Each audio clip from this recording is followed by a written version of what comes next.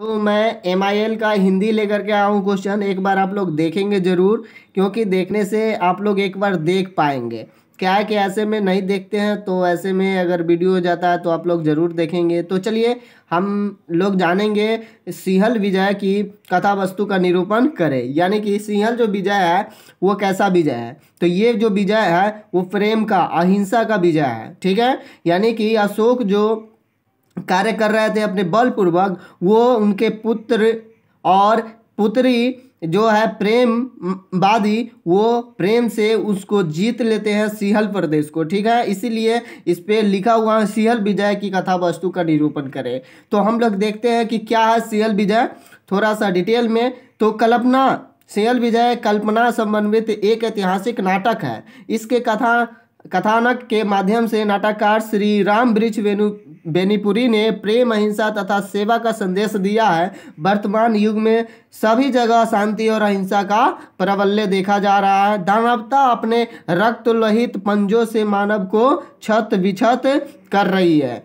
यानी कि संपूर्ण विश्व हिंसा के कगार पर खड़ा है। ऐसी परिस्थिति में नाटककार की इस नाट्यिक रीति का महत्व अत्यधिक बढ़ जाता है। नाटककार ने स्वयं लिखा है, जब चारों ओर अशांति है, हिंसा है, मेरी यह पुस्तक शांति का, प्रेम का संदेश कुछ हृदयों तक पहुंचा सके। कलाकार की इसी कामना का मूर्त रूप यह पुस्तक है।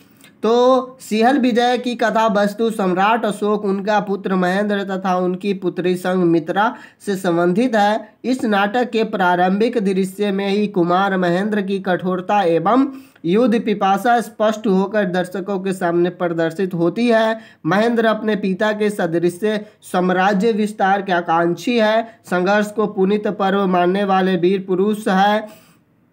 कुणाल भी सम्राट अशोक का ही पुत्र है, किंतु वह कोमल भावनाओं की पुजारी है। वह संगीत और कला का उपासक है, हिंसा और युद्ध की चित्कार से अपने को सदा दूर रखना चाहता है। अशोक पुत्री संघमित्रा के अंतःस्थल में कुणाल की ही तरह भावुकता, सहिष्णुता और करुणा का प्राबल्य है। संघमित्रा और कुणाल दोनों को कलिंग पर अशोक द्वारा किए गए आक्रमण से पीड़ा होती है, किंतु महेंद्र का मन युद्ध और रक्त के हाहाकार से उल्लसित हो उठता है। आकस्मिक महाराज अशोक में परिवर्तन होता है। कलिंग की भूमि में लाशों के ढेर देखकर अधमुए मनुष्य को तरफते देख उनका मन करुणार्ध हो उठता है और वह बौद्ध भिक्षुक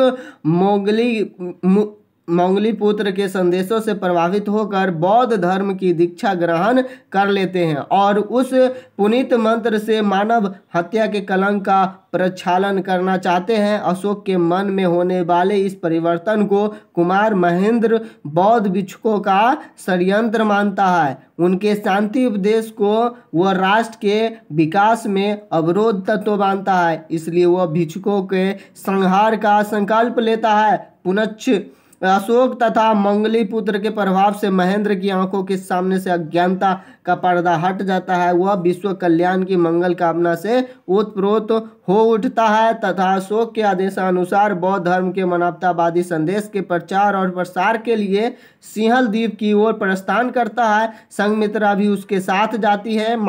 मार्ग के संकटों को झेलता हुआ महेंद्र अन्य बौद्ध भिक्षुकों के साथ सिंहल पहुंचता है तथा वहां के राजा और प्रजा को अपने आचरण से प्रभावित करता है। सिंहल द्वीप में बौद्ध धर्म का प्रचार बड़ी तेजी से होता है। वहां की जनता संघमित्रा और महेंद्र को देवता की तरह पूज्य मानने लगती है। इस तरह सिंहल पर बौद्ध भिक्षुओं की विजय होती है। कलिंग विजय के जिस महेंद्र ने घनघोर नरसंहार मचाया था, वही अहिंसा और प्रेम से सिंहल पर विजय प्राप्त करता है। इसी जीत की इतिहास में मुक्त कंठ से मानवता की विजय कहा है, कलिंग विजय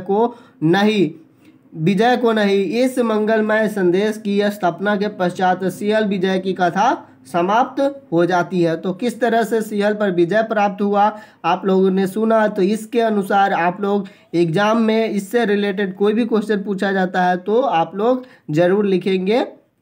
तो फिर मिलते हैं नेक्स्ट वीडियो में। Thank you for watching.